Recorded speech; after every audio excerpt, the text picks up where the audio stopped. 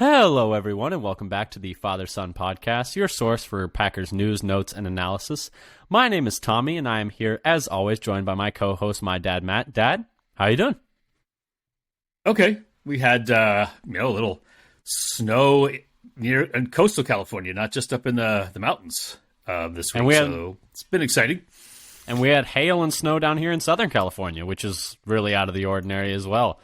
Winter seems to be hitting a bit late this year on the West Coast, I would say. Yep, but I'm sure people in the Midwest and the Northeast are not going to feel sorry for us. They do not want to hear it, no. But anyway, so since they don't want to hear it, let's kind of move on to our topic of discussion today. We are here in the off-season, dropping one episode a week, as opposed to our normal 2 a week in season. We'll be talking about free agency, the draft, etc., etc., etc. Everything you need to know about the Packers off-season you can hear about here. If you like what you hear, come give us a follow on Twitter, @FatherSonPacker. We tweet out when we got new episodes. We tweet out Packers articles we find interesting. We tweet out any news about pending free agents, things that happen with free agency for the Packers, that is their own players as well as outside players, any rumored links between the team and new players. Tweet out about prospects we find interesting. We're going to try and start doing mock draft Mondays going forward and tweeting out a mock draft each Monday if you want to come see how our thoughts are shifting as we go up until the draft. We did a mock draft episode this past week doing our very first official mock draft for the season. If you want to go check that out, that is available everywhere our podcasts are, and that is Apple Podcasts, Spotify, Google Podcasts, anywhere you can find podcasts. You can even find them on YouTube. And if you really enjoy what you hear, come subscribe to us on YouTube, Father Son Packers Podcast. It would really help our numbers, and we would really appreciate it. But like I said today, we are going to be talking a bit about the draft because, Dad, next week is the NFL Combine. And this is a big day for NFL prospects, a chance to kind of show their athleticism, show that, hey, I'm faster than I look on tape, or hey, I'm just as fast as I look on tape, and maybe for a few of them, hey, I'm a lot slower than I am on tape. But Dad, I know that's called you'll see me in a month of my pro day, or maybe not at all. Yes, and so that is actually starting just this Tuesday, February 28th, 2023, and going until March 6th, I believe. Let me just double check. Yep, Monday, March 6th. They'll be doing it usually by position, doing weigh-ins and measurables on that first day. You're not going to miss much if you don't watch.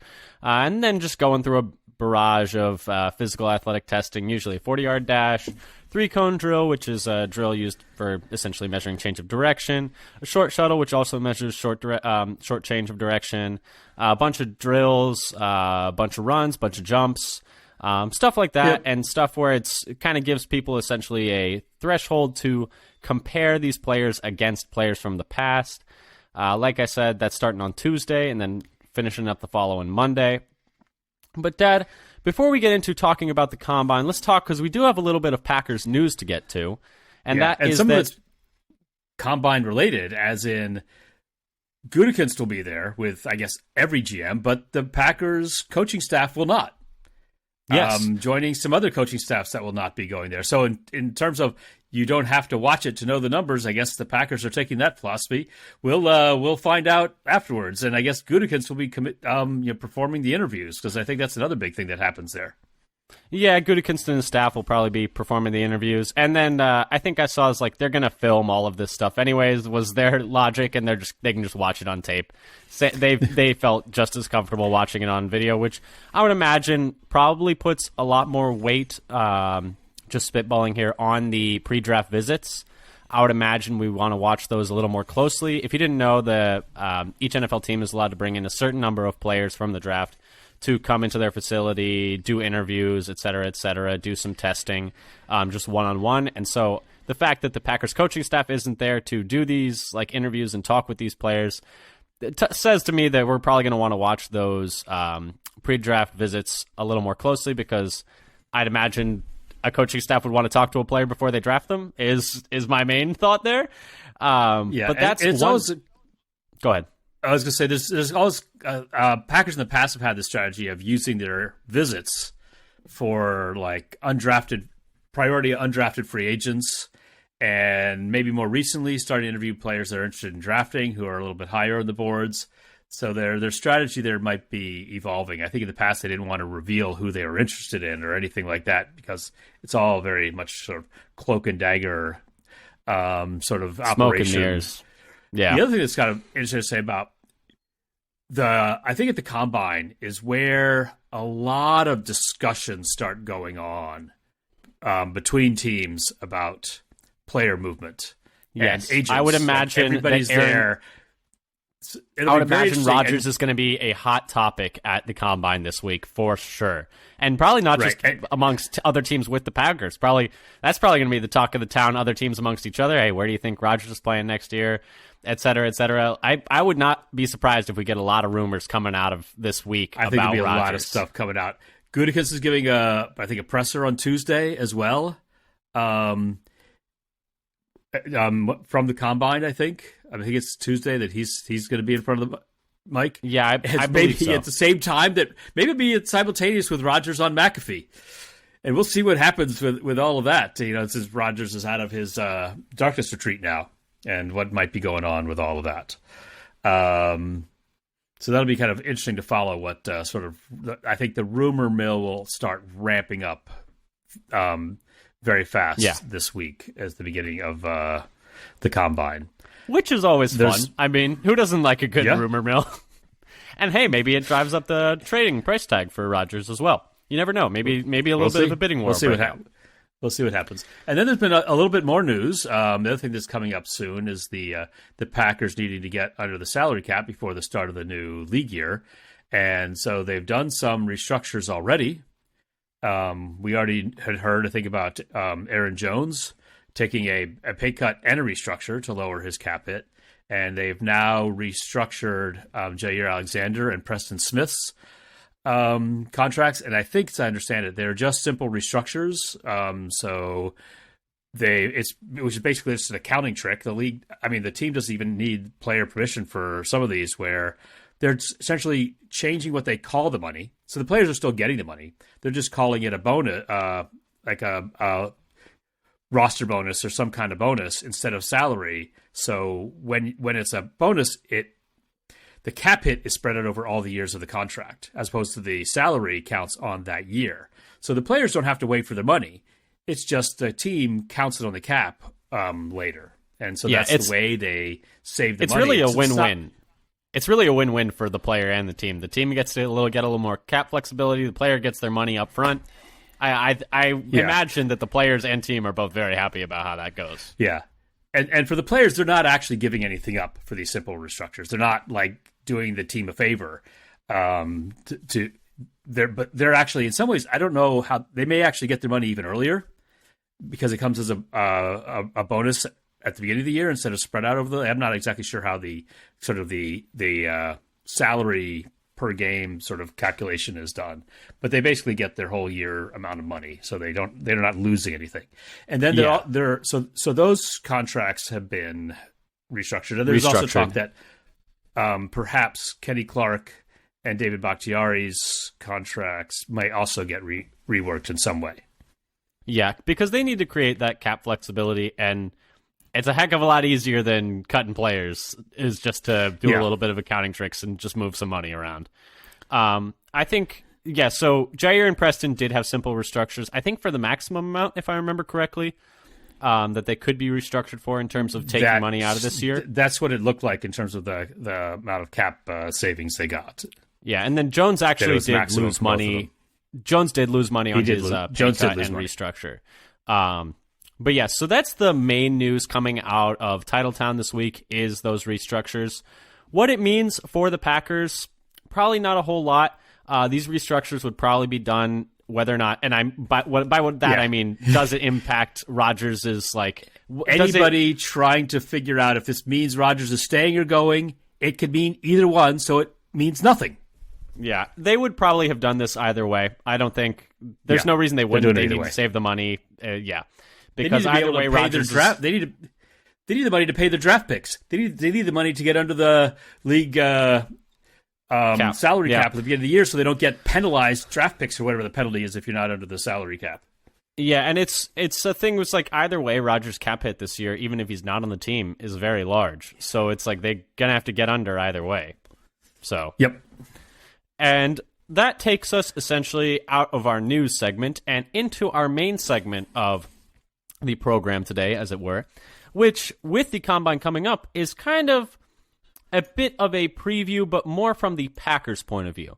Because if you've been following the draft long enough as a Packers fan, you'll know that, I mean, a lot of different analysts talk about this. I think I heard Trevor Sikkema say it on the NFL Stock Exchange, which is a really good podcast for draft content. I think I heard Ben Solak say it on the Ringer NFL Draft Show.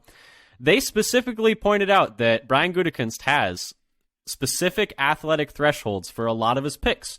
And we thought that it might be helpful for a Packers fan to possibly know what some of these athletic thresholds were. So what my dad and I did is we went in and looked at every draft pick that the Packers had made in recent years under Gutekunst. So that's since the 2018 draft. He has had 5 drafts as GM of the Packers. Sure, he's been a scout for many, many more years beyond that, but we're just attributing these 5 drafts of him as a GM. We looked at each pick he made at each position, and then we looked at how they tested out either at Combine or Pro Day.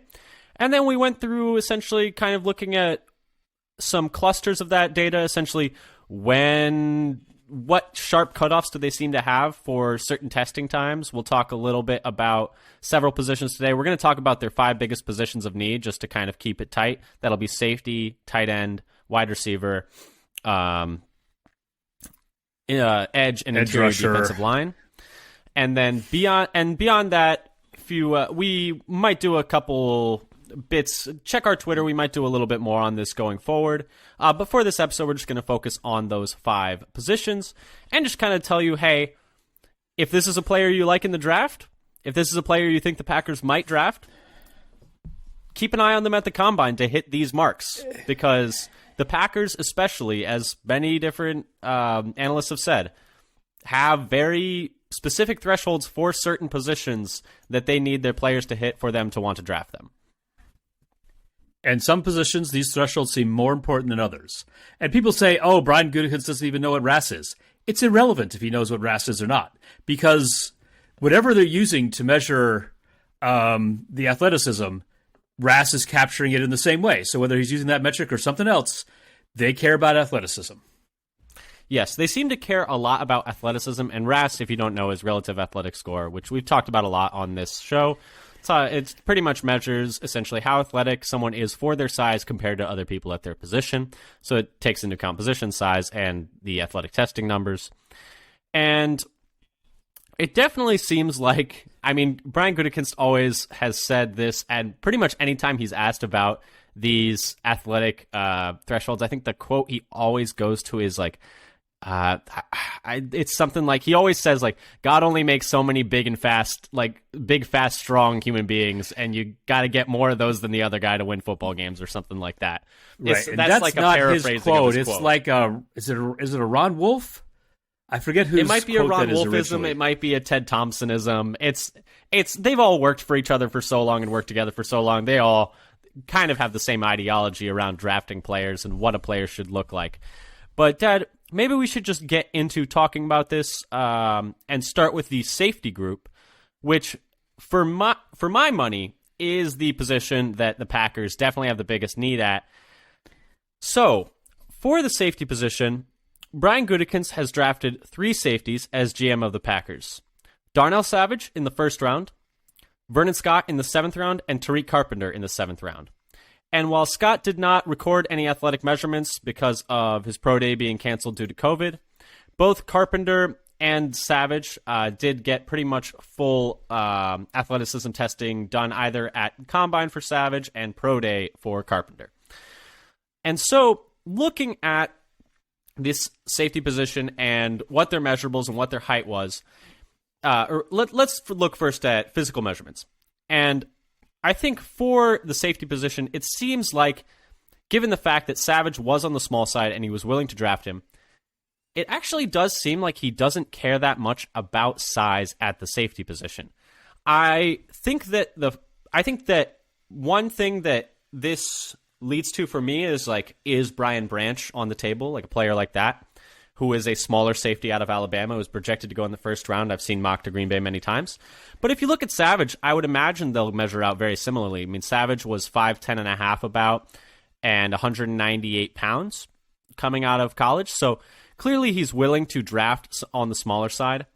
However, when you look at the athletic measurements, this is the part for safety that it seems that they're going to have to hit several different athletic thresholds for the Green Bay Packers to consider them. And what it really seems to be is the jumps. So for the safety position, the lowest vertical of the two of these guys was 39 inches, which is definitely something to keep an eye on because that's in the 88th percentile amongst safeties. So that's really high for a safety, and that's the lowest jumps they've had for a player they've drafted here. And now I know you're saying, hey, it's a very small sample size, only 2 players. This is true, but it's what we have to work with for Gutekunst.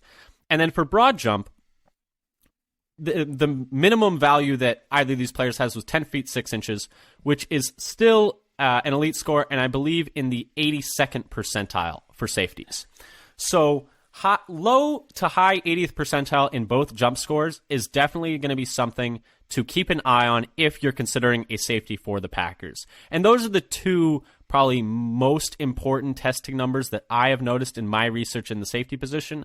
Again, only a 2 sample size. He could easily break these trends, but something to keep an eye on is 10'6" in the broad jump, 39 inches in the vert have been the 2 cutoffs and are both very high for the position.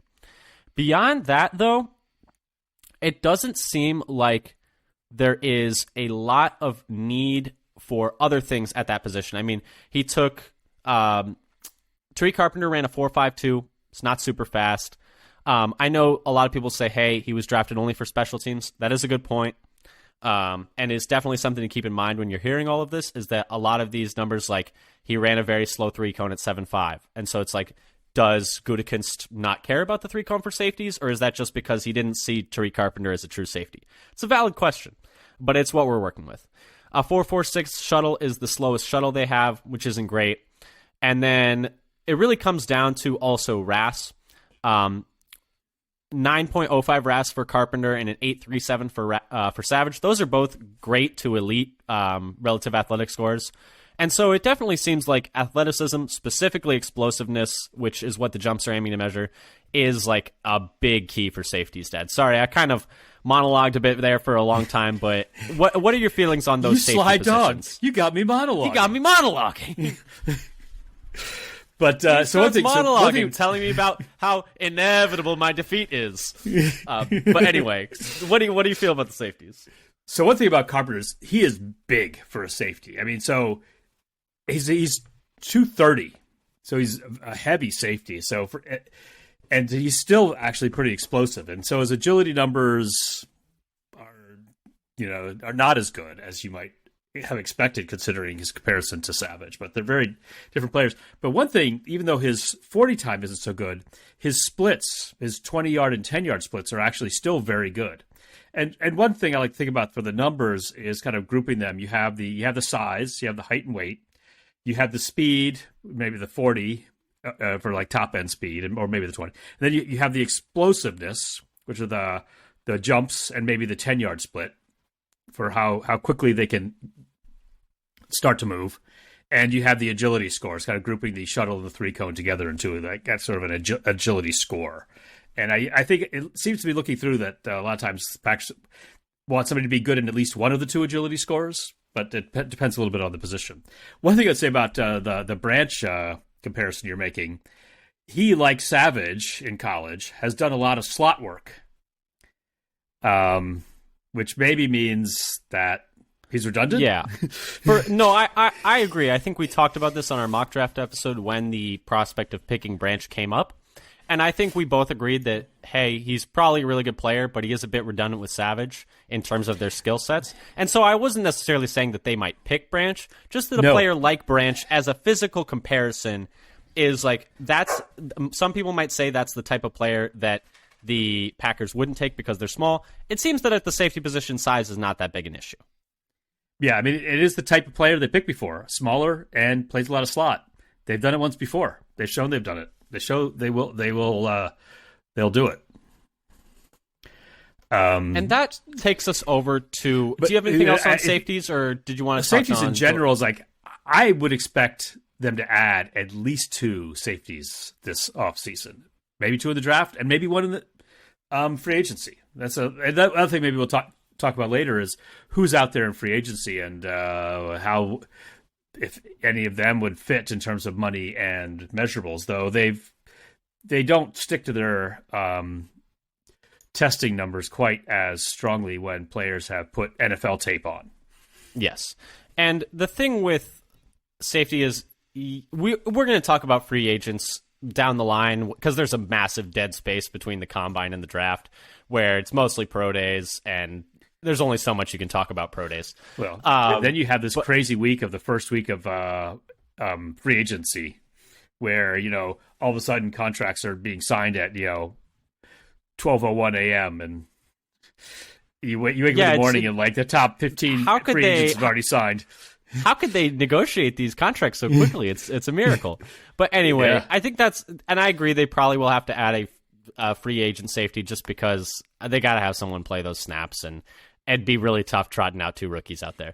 But let's move on to tight ends, Dad, where I think a lot of people would agree that this is the second biggest need for the Packers. The tight end room has been a bit derelict for really the past 5 years.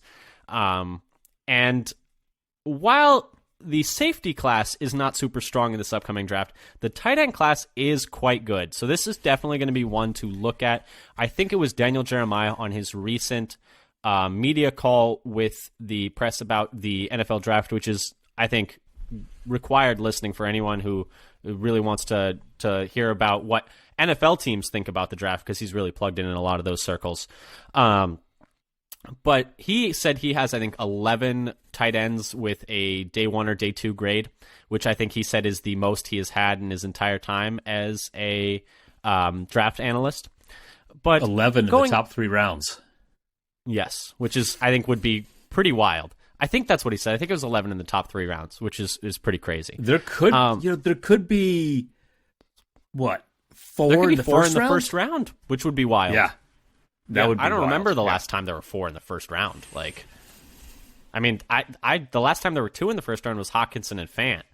And I don't even remember the last time there were 4 in the first round. But beyond that, though, let's talk a little bit about the Packers at this position, because I think this part was a little confusing to me. So Gutekunst has drafted 2 tight ends. The other thing about it is, and he's only drafted 2. It's how much he's kind of ignored the position in the draft for the last 5 years.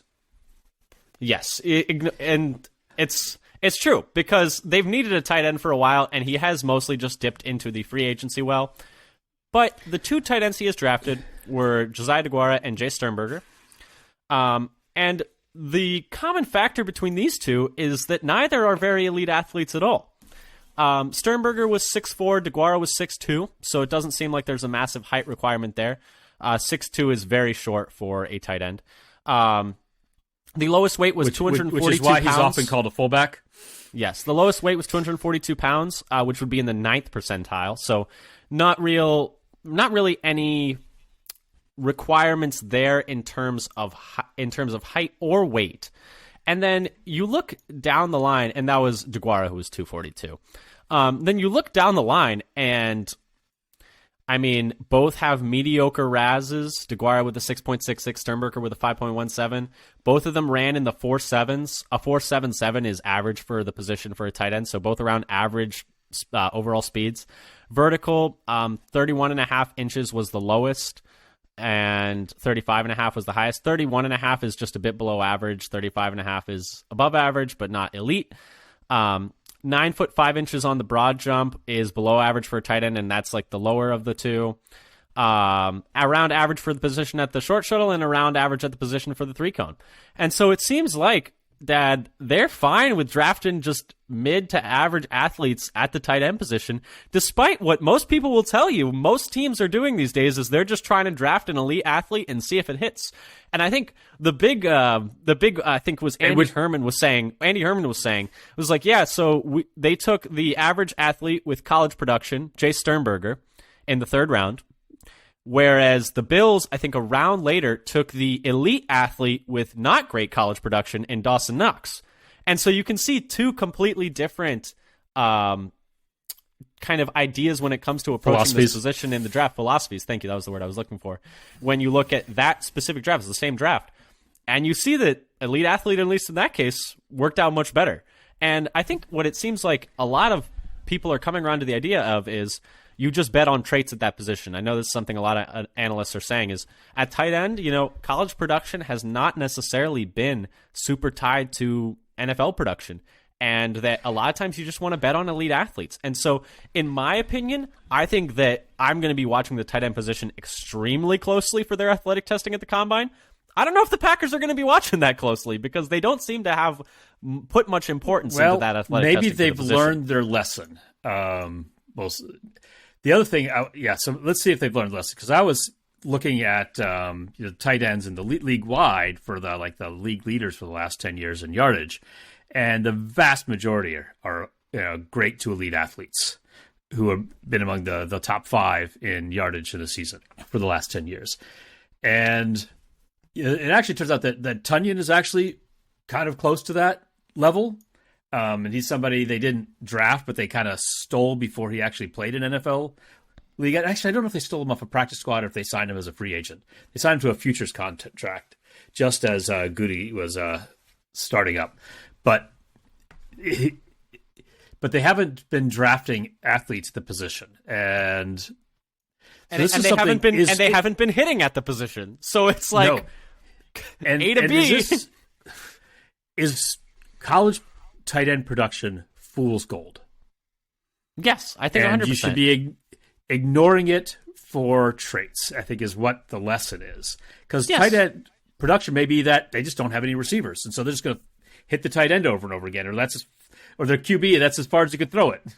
And I mean, the college there could be a lot of offenses situational reasons.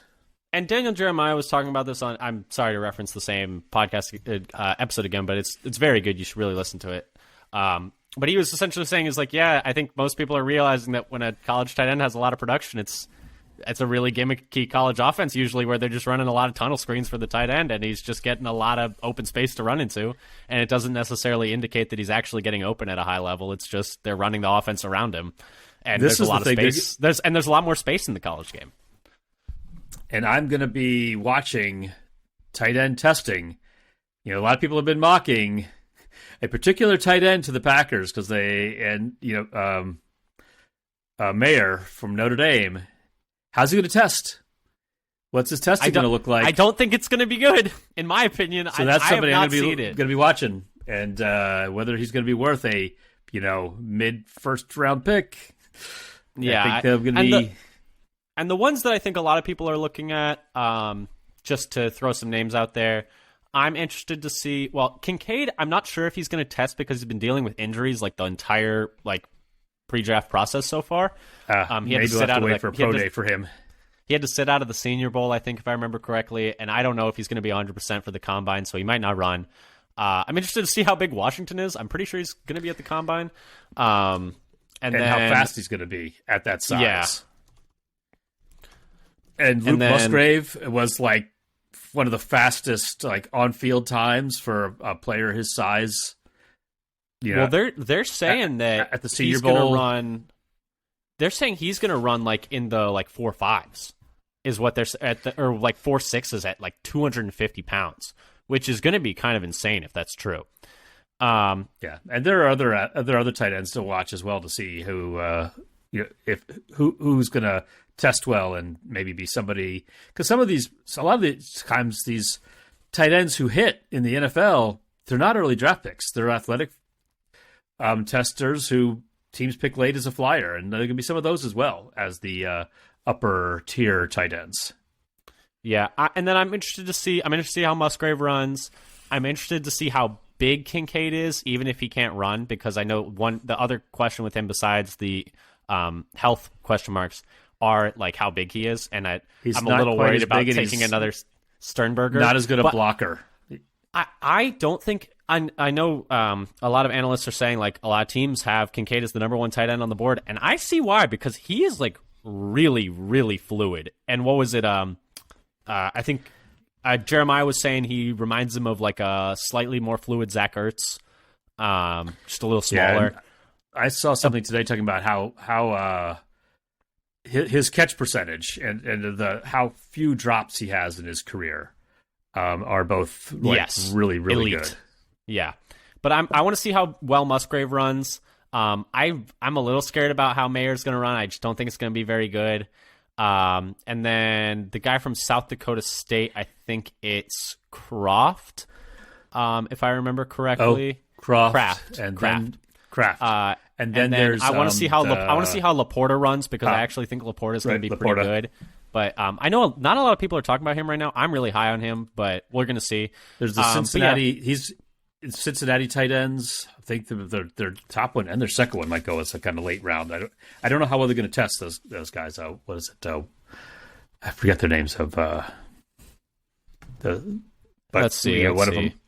Leonard Taylor is going to be at the combine, and then Josh Weil is also going to be at the combine, right? Because I see Weil going kind of as a late round. I'd be curious to see. And then there's some other tight ends, small school tight ends that are going to be worth following as well. Yeah, Gindorf from North Dakota State, who we took in the 7th round of our last mock draft, is going to be at the combine. So that'll be fun for you to watch. I know you're high on him. But yeah, so for the tight end group, I liked what little tape I could find of him.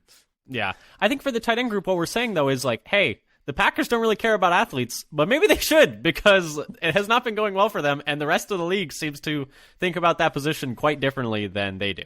As evidence, I think most, just to wrap this up, is like that Dawson Knox, Jay Sternberger difference really just sticks in my brain. And shout out Andy Herman of Pack-A-Day Podcast for pointing that out on Twitter. He's a good follow at Andy Herman NFL. Beyond that, do you want to move on to wide receivers, Dad, which I think we have as their third biggest need at that position, or do you have anything else you want to add on tight ends? Because it seems like, honestly, there aren't even there's no thresholds they got to hit. They just got to be average. Like they just have to be average at tight end. The Packers we're hoping for a change here. Yes, and I think DeGuara is a bit of a tough one, and obviously also that one's a small sample size, only 2 guys. DeGuara's a tough one because he is a fullback, and his RAS for a fullback I think is very good. It's in the 8s instead of in the 6s, I think, as a fullback. Yeah, so a lot of these athletic measurements for a fullback are quite good, so there's at least that, I guess. So they're kind of drafting a good athlete. But then let's move over to wide receivers, which I think is what everyone wants to talk about. Gutekunst has drafted 7 wide receivers since becoming GM. Christian Watson, Romeo Dobbs, Samori Toure, Amari Rogers, Equinemius St. Brown, Marquez Valdez-Scantling, and Jamon Moore.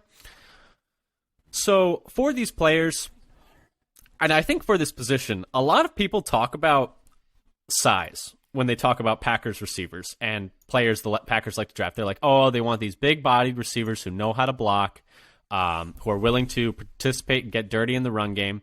And to some extent, I think that is true. The Packers have historically taken bigger receivers. When you look at those measurements, so before we even touch on athletic measurables, height-wise, the average height for a Packers drafted receiver amongst those 7 is a bit over 6'2.5", which is around the 70th percentile. So pretty big. And then also they have taken 3 receivers over 6'4" of those 7, which is in the 91st percentile. So clearly they do prioritize height at that position. However, I think the piece that was more compelling to me is they were willing to take a shorter receiver in Amari Rogers at 5'9.5", but he was over 210 pounds. So I think the big thing is, outside of Samori Toure, all these guys are above 200 pounds. So I think... Yeah. Do you remember what Gutekunst said about Amari Rogers when he drafted him? No. What was it? He is not a small man. He's just short.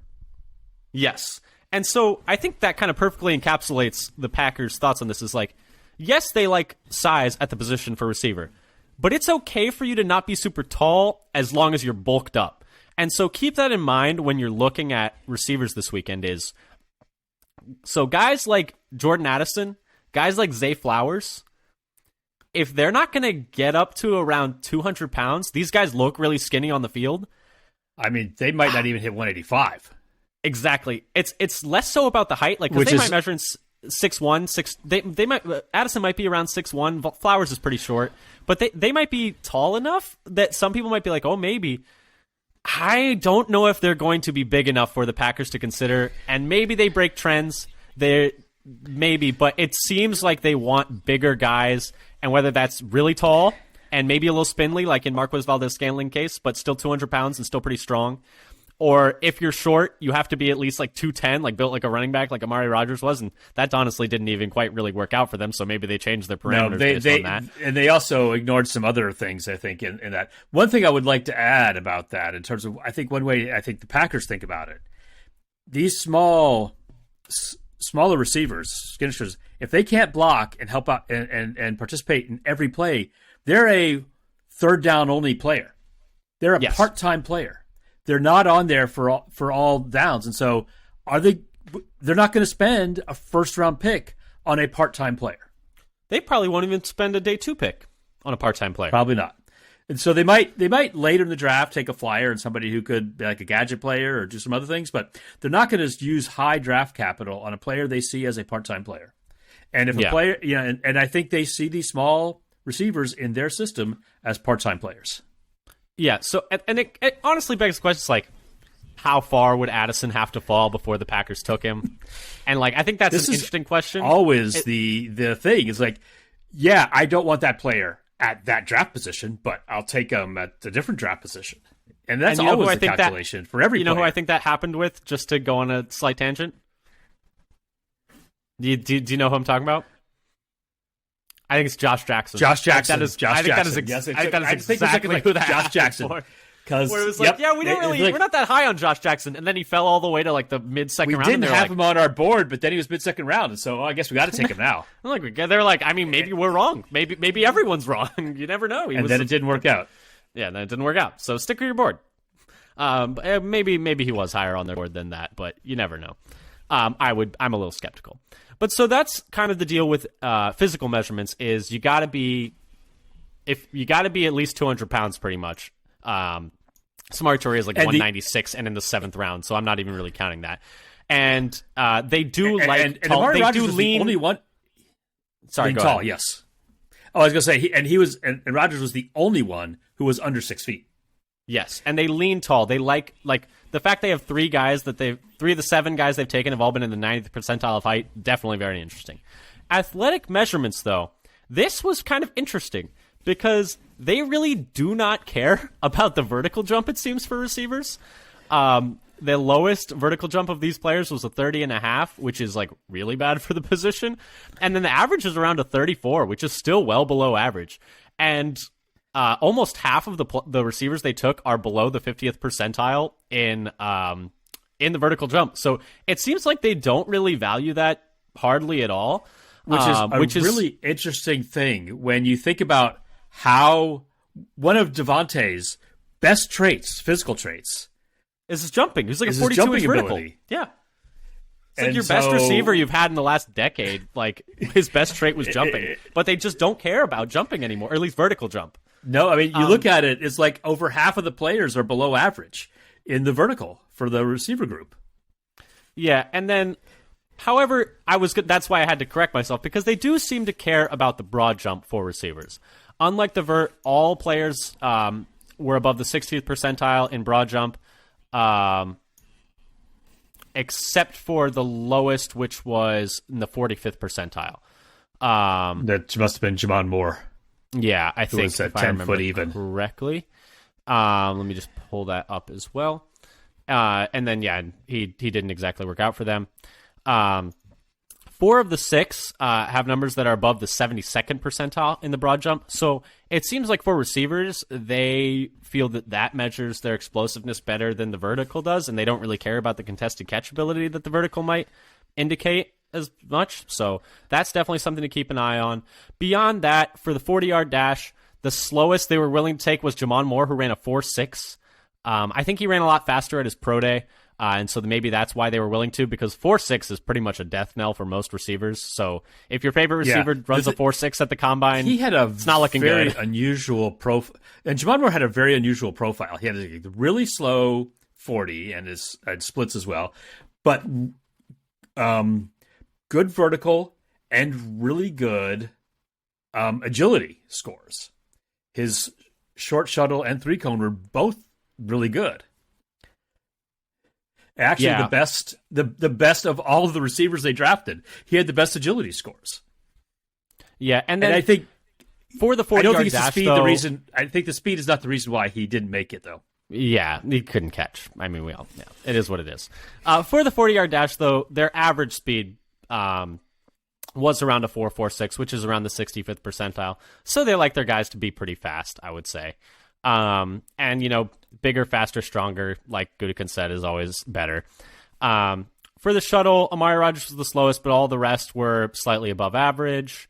And then for the 3-cone, everyone except for Amari Rodgers was above average. And so it seems like, hey, maybe they see what happened with Amari. They see it didn't work out. Maybe they tighten up their thresholds a little bit on those agility scores. Anything that you have that you want to point? Oh, and then for RAS, Amari Rodgers and Toure both had low RAS numbers, but besides that, every other receiver had a RAS over 8. And if I forgot to mention it, the RAS for the tight ends were both around a 6.66 for DeGuara and a 5.17 for Jay Sternberger. But anyway, for the receivers, Dad, is there anything that you wanted to tack on here before we move on to our next position really quick? One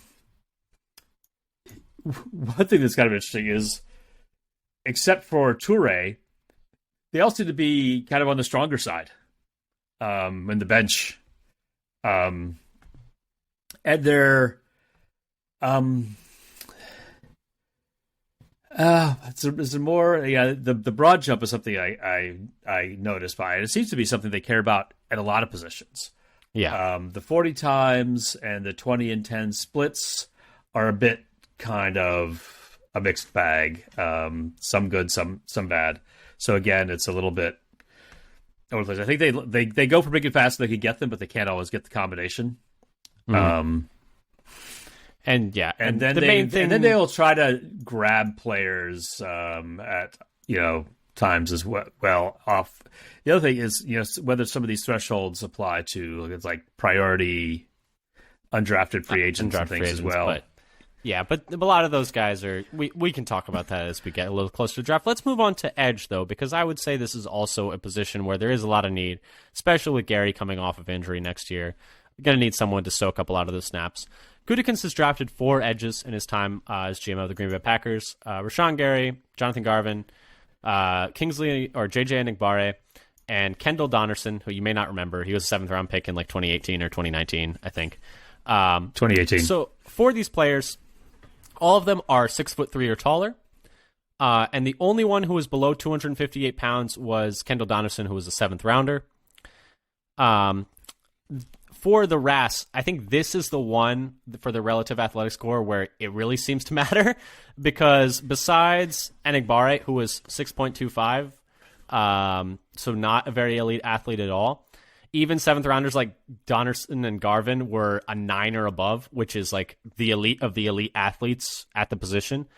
Beyond that, though, Dad, I feel like it's a lot of what the rest of the league is doing as well, is like super elite athletes at the edge is kind of the way to go. And the Packers believe it in this position, maybe not so much as we would want at other positions. All of these players that they have taken had elite vertical jumps above the 80th percentile. All except for Enagbare had great to elite broad jumps above the 80th percentile. Enagbare was the slowest 40-yard dash they had at a 4.87. Donnerson and Gary both great, and Garvin and Enagbare both good. And then for the shuttle, Enagbare was poor at both agility drills. Garvin didn't test, and Gary and Donnerson were great at one and good at another. Flip-flopping between the two. Between shuttle and 3-cone, that is. So for these players, Dad, what sticks out to you? Because it seems like, hey, they're willing to bet on elite athletes that don't necessarily have a lot of production, unlike the tight end spot. I'm sorry, I will stop beating this dead horse when they start drafting good tight ends. But for the edge, the beatings will continue until morale improves. Until they draft a good tight end, please, is what that sounded like. Until they go out and draft Sam Laporta or Musgrave or Kincaid or someone or Washington, or any tight end that is an elite athlete, please. But for these players, it seems they are willing to draft a elite athlete who doesn't have a lot of production, like Gary. So that might bode well for the Packers maybe drafting a guy like Miles Murphy out of Clemson. that's someone that we drafted in our mock draft, If someone he that we're lasts keeping that an eye long. on. If he lasts that long, I mean, he is someone that I think that is going to test out of his mind at the combine and will probably work his way out of the Packers' range. But hey, maybe not. That's my suspicion, is he's going to go in the top 10. But hey, And, what are the odds? What are the odds that he tests better than Gary did? And Gary didn't test his way out of their spot. That's all I'm saying. That's just true. They got him at 12, so it's possible. You know, it's interesting that they seemed, but for Gary they went for the elite athlete who didn't have much production, and then Enagbare was kind of is the opposite. The opposite. He was very productive but was not an elite athlete. An elite athlete. One thing I think they do look for here is, what they say, like explosion. So your ability to get started off the jump. So even though Enagbare was not super fast, his vertical was pretty good, and his broad jump was okay, and his 10-yard split, which is another thing about how quickly you get started. It was I guess it was okay. It wasn't great. The other thing he has, I think, are long arms, which is another sort of tool in the toolkit for pass rushing, and I think he knows how to use them. So that's another thing I think you can look for in terms of how he wins. Does the player win in a way that takes advantage of their advantages, or do they just sort of luck into things? Yeah, and they like elite athletes at the position, but it's kind of interesting they took Enagbare, and it's kind of interesting it worked out. That was my main takeaway from this. But I think one thing maybe to look at is not just necessarily the 40 time, which always is flashy and people pay a lot of attention to, but the explosive numbers, the vertical and the broad jump. Yeah, the vertical and the broad jump, I totally agree. But you know what just kind of jumped into my mind? Do you think Enagbare was another Josh Jackson? Where it's like, hey, we didn't have this guy in the third, and he's fallen all the way to the fifth, and we weren't as high on him as maybe some other people were, but we weren't quite this low on him, so come on over. When they got to it, it's like, they need to get an edge in this draft for depth. He's like the last guy standing that had a chance to be good, it seemed like. And so it's like, please, still be there by the time they pick in the fifth round. And the thing is, it's like, when I watched him play at South Carolina, Enagbare was one of my guys going to the draft, and then I was like, this guy, he looks like he tests better than this, but I don't know. It's just not popping on the combine, or in the pro day stuff. But when I watched him play, I'm like, this guy looks like an elite athlete to me. I don't really know what's going on. And then he had a really good rookie year. Hopefully he can stack up a good second year after that. Because they're going to need him, especially in the beginning of the year with Gary probably missed the time. For the edges, Dad, anything else you want to tack on? I know you were saying vert and broad jump are definitely things to look at. Broad jump seems like we're saying that a lot. And then generally size, there's some lower. They definitely seem to like their bigger. Yeah, they don't seem to go for like the 230, 240 pound edge rushers. They're like not the guys going to for be these small outside linebackers. They're not going for these 230-pound pass rushing specialists. Maybe late in the draft, but most likely not. But that kind of takes us down to our last position that we are going to talk about today, which is interior D-line. Gutekunst has drafted 5 interior D linemen in his time as Packers GM. Devontae Wyatt, Jonathan Ford, TJ Slayton, Kingsley Keke, and is it James Looney? I believe it's James Looney. Right. And Looney, who ended up, I don't know if you guys remember, was a interior D lineman and then switched over to tight end while he was with the Packers, and then it never really quite worked out. It was a bit of a weird scenario. For these players, though, Dad, do you want to take this one away? Because I know you did most of the work on this one. You did most of the work on a lot of this. Thank you so much for gathering all this data. You did most of the data gathering. I did some of the analysis. You did a lot of the analysis. You did some of the analysis. I did some data gathering. You did some of the analysis, and so I did look at some of the D line. And so one thing that you see, really, the D line is kind of a mess. It is a Frankenstein. It is a mess. You're right. not just how they're drafting. They're not.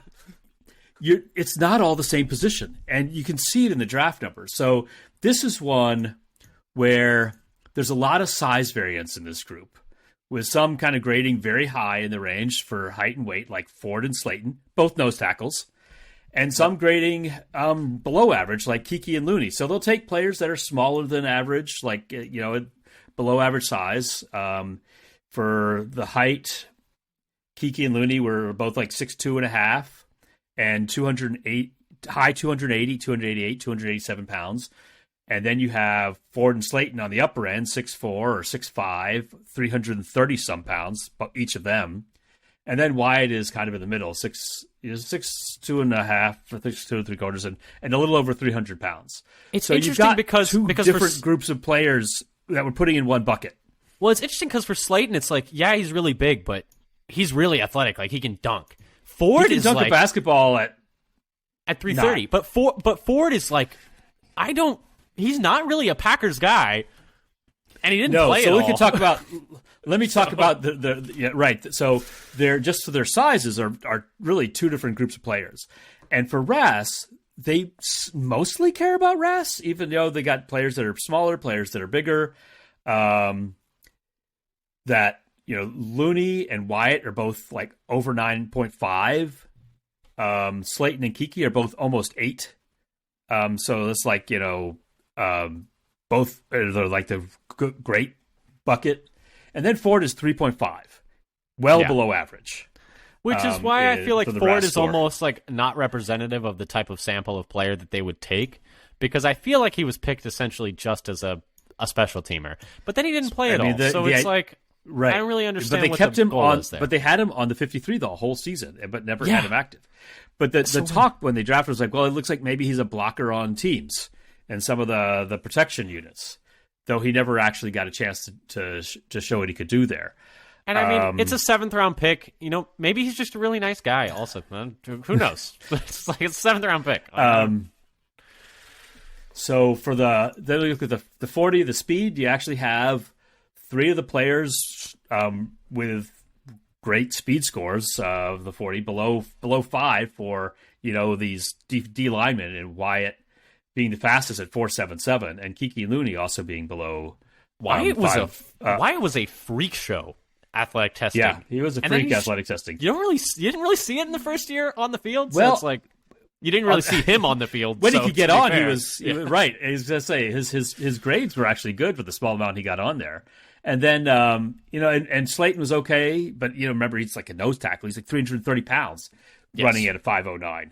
That's the other thing you got. I mean, a 5.09 at 330 is like really good. Like that's really really good. Yeah, and compared to like Ford's is 5.49 at the same weight basically, and then they're so Ford is really an outlier in a lot of different ways here. The vertical though had less variance than say the weight and the speed. They either had a high vertical jump of 29 or 31.5, all very tightly clustered. So again, one of these sort of explosiveness score. But then the broad jump was they're kind of all close together except for Ford, where like 9 foot 1 inch to 9 foot 5 inches for all of them, except for Ford, who is 8 foot 6 inches, 8.5 feet on the broad. So he got a poor score. The other people had decent scores at the broad jump. And then the Wyatt, Kiki, and Looney all did well in the agility drills, being great for at least one of the 2 agility drills, and I think Looney was great for both of them. Wyatt was great for Wyatt was great on the 3-cone. Kiki was great at the short shuttle, and they're both kind of just like good, a little bit above average for the other. And Looney was actually great on both of them. So would you say Slayton the agility did not do well on? Okay, would you say the agility would be the most important of these measurements, or do you feel like the jumps are more important for the D line? I think the jumps are the most important thing for the D line, and I think that's what my guess is like the vertical, the broad jump are the thing they're really looking at. And you hear talk about that a lot, is being able to explode out of your stance quickly. And so that first burst is what they're kind of looking for, to get like up and under the pads to try to push your opponent back quickly. Though I think at the defensive end positions, the guys who are doing more pass rushing, then the agility starts to get a little bit more important. When you got the guys in the center like Slayton, even Slayton, his agility wasn't so good, but he's 330 pounds. It's there's a little bit. We got some actual physics at work here. Yeah, it's like, well, you can't turn, buddy. You're mass that big. times acceleration. Yeah, but so I think we're actually looking at profiles for two different players. You're looking for ends who are going to do more, but you want players who are going to do more pass rushing. Then they're going to want a little bit more. Guys who are more like three techs, like defense and right. fives. You got your defensive ends, and you got your fives rather than your kind of true nose or your D tackle. Those guys are going to be a little bit bigger. Maybe not have the agility, but still, I think they want some good jumping numbers if they can get them. They want the explosion. They want some explosion on that D-line because you got to get the pop in the pads to reset the line. Like you can't just be getting out of your stance. One thing that seems a little bit there. More consistent in the numbers here, even across sort of, you might call them the two different position groups inside the defensive, in the interior defensive line. That seems to be important.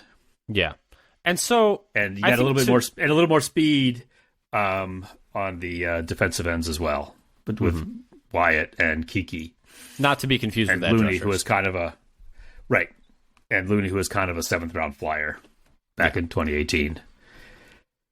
And so that's what I would say about kind of things to look for defensive linemen, because I think they're going to take they need more depth there, especially with losing Lowry, and if they lose Lowry and Reed, they need somebody who's going to take snaps. Yep. So you could be looking for one or maybe even two defensive linemen to be picked, and so it kind of depends on.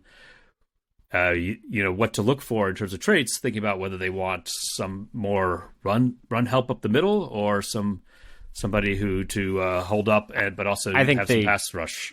I think they need more pass rush juice along the D-line, in my opinion. But as we wrap it up here, let's talk a little bit just about some stuff in general.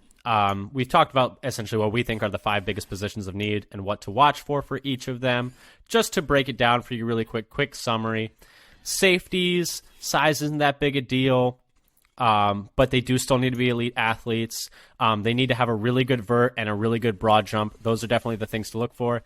Tight ends, they don't seem to really care about athletes at all, but maybe they should, because a lot of teams are having good success betting on athletes.